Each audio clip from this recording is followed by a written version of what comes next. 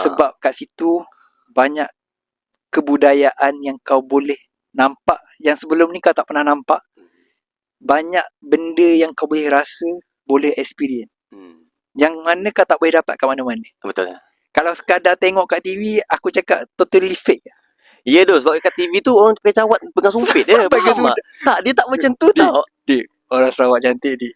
Sumpah pun. Okay. Ini kita buka satu topik lain dah, Okay. Dia macam ni. Orang yang membesar di sini, kebanyakan yang aku kenal, dia orang akan cakap orang yang kat sana cantik dan handsome and everything.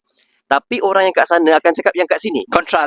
Kontra. Sebab benda tu kebiasaan kita tengok. Betul, sebab mungkin orang kat, ya macam aku membesar di sana, so aku biasa tengok benda tu. Biasa tengok.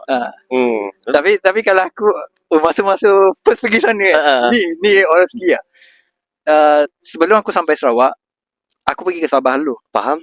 Sebab kakak aku kat sana. So masa form 5 tu aku kira dah terekspos dengan Borneo. Faham?